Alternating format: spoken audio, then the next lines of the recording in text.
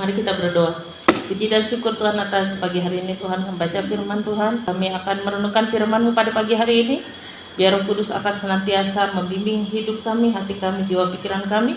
Dalam nama Yesus kami berdoa. Amin. Shalom. Saya akan ajak kita semua membuka firman Tuhan. Yakobus pasal 3 ayat 14, 15, dan 16 ya. Kita baca firman Tuhan. Silakan bagi berdiri, kita baca sama-sama. Firman Tuhan, kita hormati kebenaran firman Tuhan pagi hari ini. Yakobus pasal 3 ayat 14, 15, dan 16. Nah, ini yang menjadi perenungan saya hari-hari ini. 3, 2, 1. Jika kamu menaruh perasaan iri hati dan kamu mementingkan diri sendiri, janganlah kamu megahkan diri dan janganlah kamu berdusta melawan kebenaran. Itu bukanlah hikmat yang datang dari atas, tapi dari dunia, dari nafsu manusia, dari setan-setan. Sebab di mana iri hati dan mementingkan diri sendiri, situ ada kekacauan dan segala macam perbuatan jahat. Dan kita buka firman Tuhan 1 Korintus 3 ayat 3. Kita baca firman Tuhan sama-sama. 3, 2, 1. Karena kamu masih manusia duniawi, sebab jika di antara kamu ada iri hati dan perselisihan, bukankah hal itu menunjukkan bahwa kamu manusia duniawi dan bahwa kamu hidup secara manusiawi? Akan duduk. Kenapa firman Tuhan ini saya angkat? Karena firman Tuhan ini ada dalam kehidupan kita sehari-hari. Ya, tanggal 10 Maret kemarin kita sudah merayakan hari ulang tahun gereja yang ke-7 tahun. Di mana yang ke-7 tahun ini kita menyimak ya daripada perjalanan pelayanan kita ya, di mana kita ini dari membangun pelayanan, banyak jiwa yang Tuhan kirim, tetapi akibat dari roh iri hati, roh cemburu, sakit hati dan sebagainya, itu membawa kepada dampak bagi gereja kita yang di mana gereja kita sudah dijelekan di mana-mana, dibilang saya dukun Kristen, dibilang saya macam-macam lah, pokoknya yang gak benar. Tapi saya hanya berlutut dan berdoa. Dalam doa saya berkata, bukankah Tuhan ya kesini untuk melayani jiwa-jiwa yang terhilang? Bukankah Tuhan suruh saya kesini untuk melayani orang-orang yang menderita, yang ada di pelayanan di pinggir jurang? Dan Tuhan menjawab doa-doa kita di pelayanan ini, dan kita bertahan sampai 7 tahun. Sekalipun orang menjelekkan gereja kita tetap ada. Karena perkataan orang tidak pernah membangun kita. Malah di luar sana membikin itu tadi akibat iri hati. Jadi saya renungkan ini, akibat dari iri hati itu betapa jahatnya ya. Karena itu menunjukkan satu, bahwa iri hati itu tidak berasal dari Tuhan. Ya, perlu kita ketahui, siapa saja bisa tersangkut iri hati. Bagaimana cerita antara waktu Daud dengan Saul, bagaimana cerita Yusuf dengan saudara-saudaranya. Kenapa Yusuf itu buat baik pun tetap dibenci saudaranya? Akibat dari iri hati. Jadi iri hati ini sebenarnya perlambangan bahwa kita masih manusia duniawi. Satu, kenapa hati kita nggak mau bertobat? Makanya iri hati itu muncul. Akibatnya apa? Rasa tidak suka satu dengan yang lain itu semakin menyebar seperti virus yang menular. Saudara tahu kalau kita sakit batuk atau flu itu bisa, orang lain bisa kena virus kita ya. Makanya kadang-kadang kita pakai masker kalau kita lagi batuk atau kita lagi flu gitu ya. Demikian juga iri hati itu seperti virus loh. Dia bisa menggosipkan dari mulut ke mulut akibat iri hati. Jadi iri hati itu menunjukkan siapa kita. Anak Tuhan kah? Anak dunia. Itu satu ya. Hikmat yang saya dapat lagi yang kedua, bahwa dari iri hati menimbulkan banyak sekali masalah, dosa, hal-hal yang tidak perlu dipersoalkan. Hal-hal kecil jadi keributan yang harusnya bisa ditolerin, tidak bisa ditolerin lagi akibat timbul dari iri hati. Karena apa? Itu dia melahirkan dosa. Dan dosa itu, benih itu kalau ditanam terus, kalau kita pelihara iri hati dalam hati kita, apa yang terjadi? Mendatangkan maut bagi diri kita sendiri. Makanya firman Tuhan bilang, di mana ada iri hati, di situ ada timbul segala macam kekacauan. Kalau orang iri hati, dia nggak mau dengar orang lain ngomong, sombong, arogan, merasa dirinya paling penting dibanding orang lain. Kenyataannya bukan apa-apa, bukan siapa-siapa dia tanpa Tuhan. Jadi kasus iri hati ini terjadi dalam pelayanan kita sampai 7 tahun ini. Sehingga orang di luar sana bilang, tutup aja gerejanya. Orang di luar sana dengan berbagai cara, zaman dulu memakai jabatan, bilang mau tutup gereja ini panji keselamatan. Kenyataannya apa? Situ kan yang ditutup Tuhan. Bertobatlah situ, jangan iri hati kau ulang kepada orang lain. Cukup panji keselamatan saja yang kena. Cukup panji keselamatan aja yang kena gosip yang jelek-jelek. Padahal gereja ini gak salah apa-apa. Dibangun dengan doa, dengan berlutut dan percaya. Dan sekarang iblis mau pakai siapa saja orang yang buka hatinya buat iblis untuk masuk. Supaya iri hati itu semakin tersebar kemana-mana. Kejahatan merajalela. Akhirnya apa? Perbuatan kita tidak ada kebenaran. Kita jadi pembohongan. Kalau tidak ada kebenaran, tentu kebohongan yang ada. Di dalam dunia hukum juga dikatakan demikian. Kalau sudah tidak ada kebenaran, satu kata saja sudah kebohongan.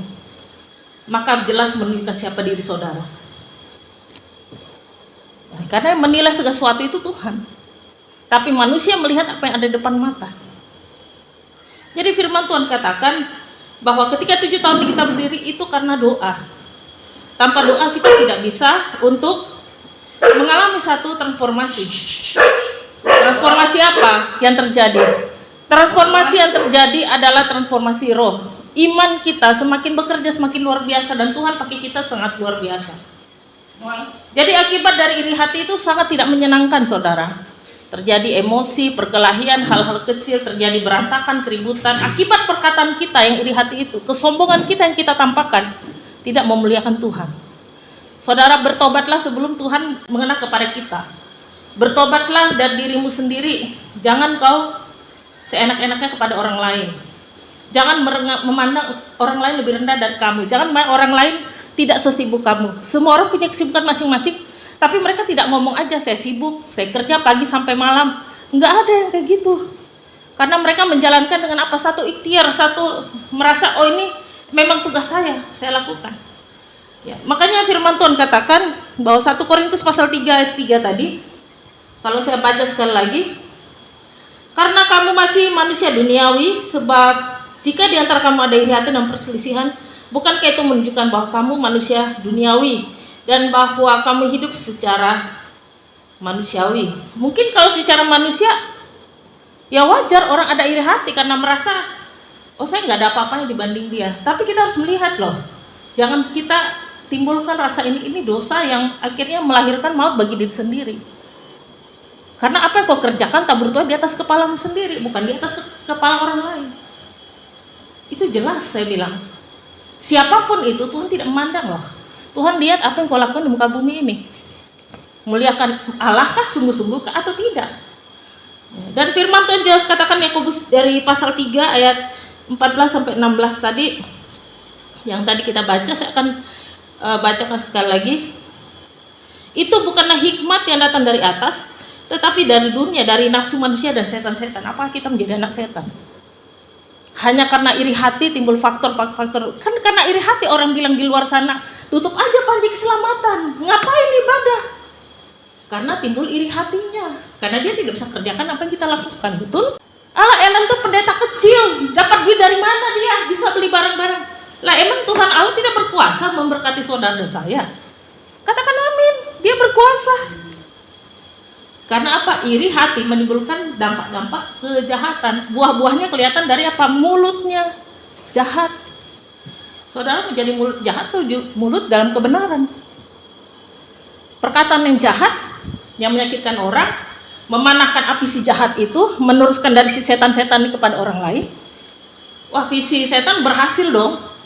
Dengan mulut kita yang jahat menyakiti hati orang lain. Itu bukan dari Tuhan, itu dari dunia, kejahatan. Makanya introspeksilah diri kita. Kalau kita sudah introspeksi diri, sudah meyakini diri kita, saya sebagai anak Tuhan, katanya anak raja, anak Tuhan yang berkuasa, Tuhan kita hebat, Tuhan kita luar biasa. Enggak ada lagi tuh iri hati begitu. Enggak ada lagi tuh mentingin gue lebih sibuk dari lu. Ya. Kita ini hidup manusia bergandengan loh. Seorang dokter, dia dikatakan dokter karena ada pasien. Demikian sebaliknya. Gak semua orang jadi pasien, pasti ada dokternya, pasti ada susternya. Semua itu berantai. Makanya dibilang kunci hidup di tahun 2030 apa? Kerjasama yang bagus. Kalau kerjasamamu nggak bagus, kau nggak bisa hidup sampai tahun 2030. Pasti kacau hidupmu, yakin saya. Karena iblis sudah porak-porandakan dunia ini dengan peperangan, penyakit, sakit penyakit. Apalagi dalam hati kita yang tidak bisa kita lihat dengan mata jasmani, tapi dari sifat perbuatan kita sudah tahu. Iri hati itu sangat jahat. Tanya saudara, karena saya diproses oleh Tuhan, saya ketemu banyak orang yang iri hati dengan saya. Saya nggak tahu kenapa. Dari saya kecil, dari saya muda, sampai saya sebesar saya sekarang ini udah menikah, masih orang iri hati sama saya. Tapi saya belajar untuk melihat Tuhan, saya nggak mau ikut dunia. Oh, jangan dia iri hati, saya balas. Biar Tuhan yang balas kamu, karena tabur tuai atas kepalamu. Saya belajar untuk itu dan hidup saya pun dengan ketenangan. Surga itu langsung membukakan pintu seolah-olah, mungkin air itu mengalir gitu dalam hati saya. Dengan sukacita saya katakan begitu. Karena apa yang kita perbuat akan kita pertanggungjawabkan masing-masing. Tapi minimal kita hidup di dunia ini menjadi seorang yang baik, yang takut akan Tuhan. Itulah. Makanya saya bilang hanya Tuhanlah yang bisa melakukan segala perkara. Semalam waktu kami pergi besuk ya, karena istri Pak Gembala itu kan baru melahirkan, ya, Pak Yustan tuh. Jadi cerita-cerita lah, BPJS tuh dipotong 800.000 katanya. Sisanya kita sendiri yang bayar.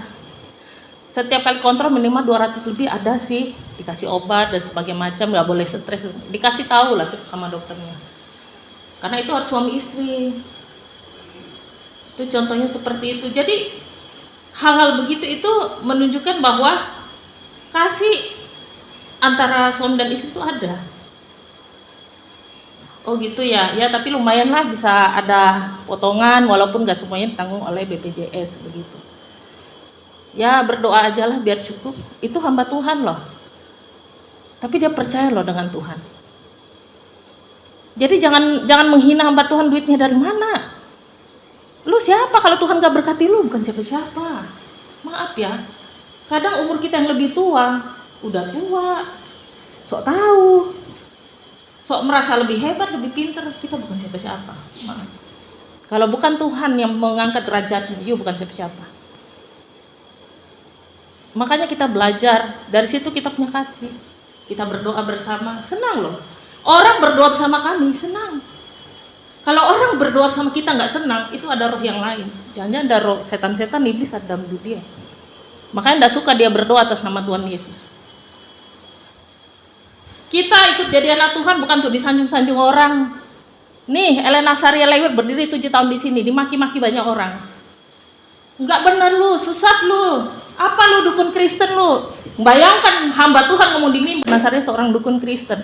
Nama saya terseret-seret sampai hari ini. Tetapi saya lihat kepercayaan Tuhan tidak hilang sama saya. Tetap orang dilayani sama saya senang, bahagia. Menikah lah, baptis lah, ulang tahun anaknya masih diundang. Apakah Tuhan, itu berarti Tuhan percaya sama saya? Manusia aja, karena kebohongan-kebohongan yang sudah ditabur iblis. Ya, tapi untuk itu bertahan membuktikan bahwa saya tidak seperti itu. Dengan cara apa? Tingkah laku kita yang baik, yang sopan, takut akan Tuhan. Akibat dari apa? Dampak dari iri hati. Mengerikan, saudara. Kena kan tabur tuai di atas kepala sendiri. Sekarang pendeta itu sudah diturunkan, bukan siapa-siapa lagi.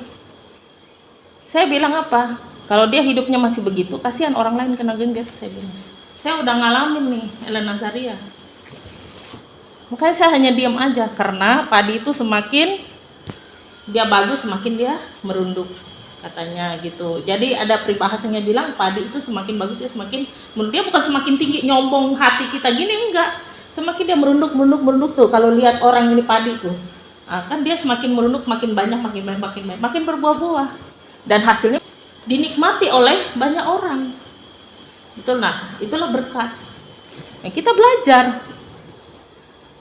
Karena iri hati ini adalah lemparan bola iblis paling kencang hari-hari ini. Saat kita mau maju, iri hati timbul. Saat kita mau diberkati, iri hati timbul. Akibat iri hati, udah ngelantur dah. Ngomong gak karu-karuan. Apakah itu kepuasan saudara? 7 tahun berdiri pelayanan ini. Terima kasihlah kalian yang sudah ngomongin pelayanan Panji Selamatan di luar sana, karena tak bertua di atas kepala kalian sendiri. Terima kasih yang sudah jelekin pelayanan Panji Selamatan yang tidak bersalah ini. Yang kudus dari Tuhan, suci dari Tuhan, kalian jelek-jelekin. Akibat dari itu berkat banyak datang sama kami. Dan bersyukur saya, terima kasih. Saya jadi orang tidak pernah kurang. Cukup-cukup saja, tapi tidak pernah kurang.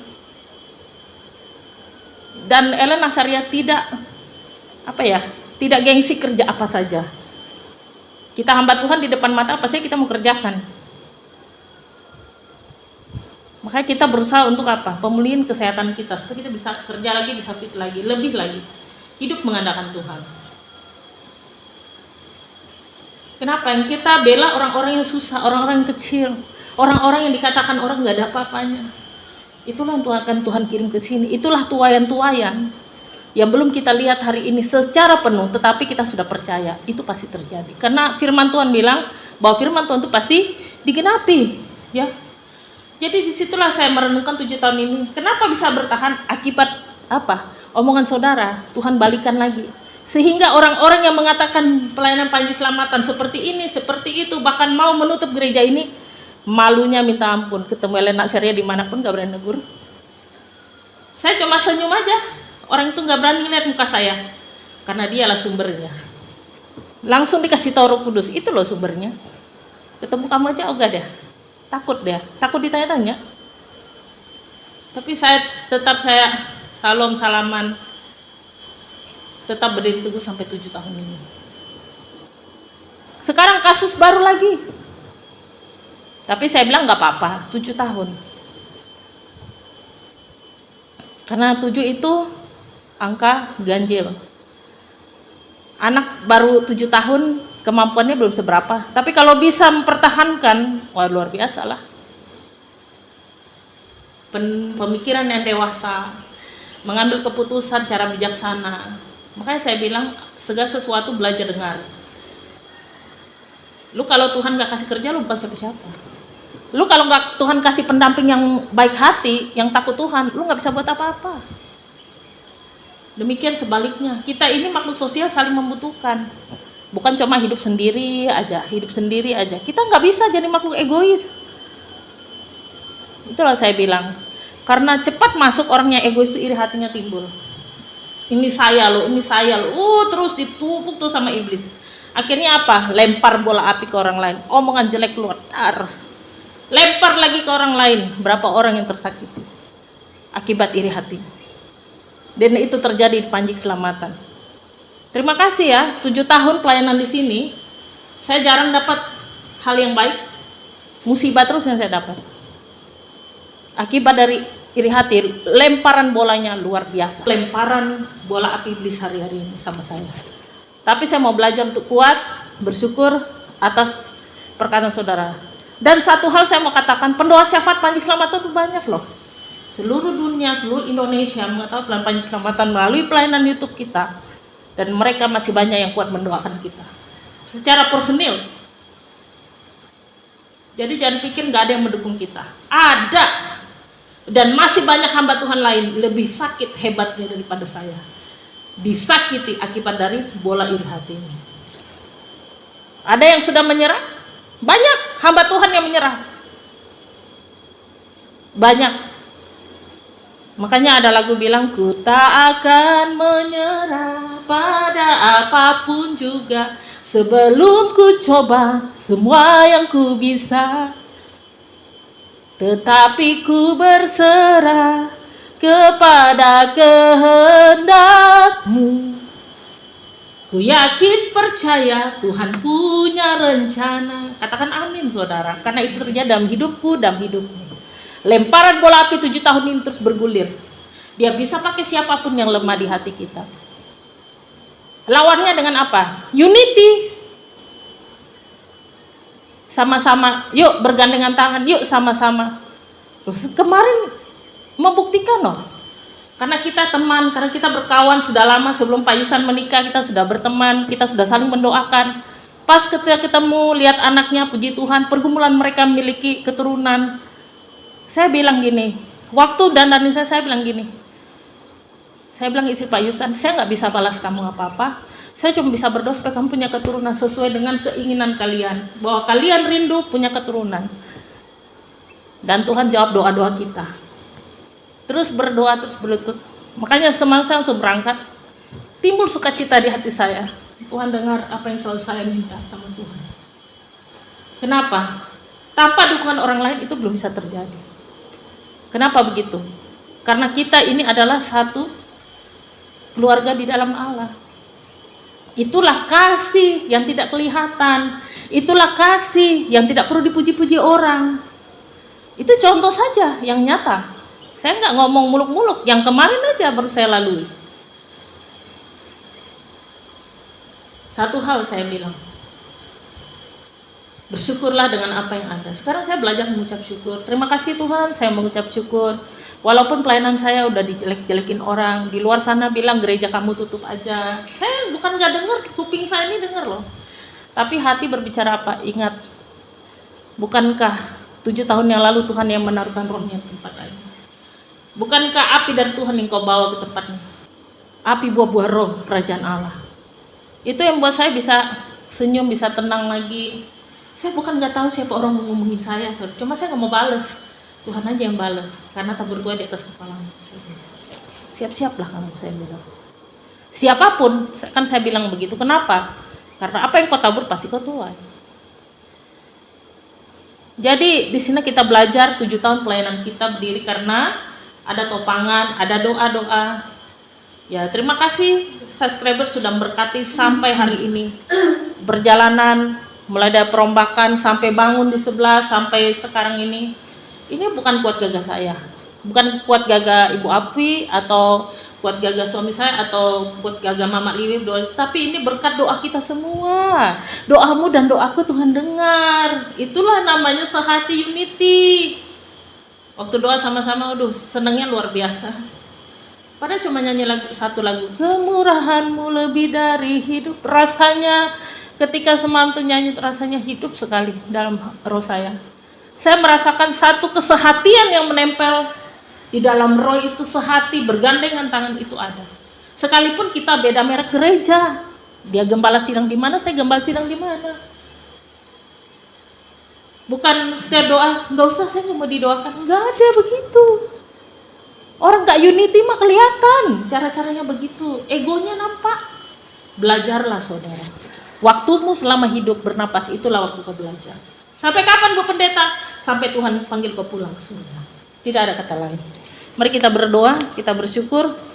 Tanggal 10 Maret kemarin 7 tahun pelayanan kita sudah berhasil berjalan, dan saya rasa itu bukan kuat gagah saya, bukan kuat gagah kita semua, tapi karena pertolongan Tuhan dan juga doa-doa saudara.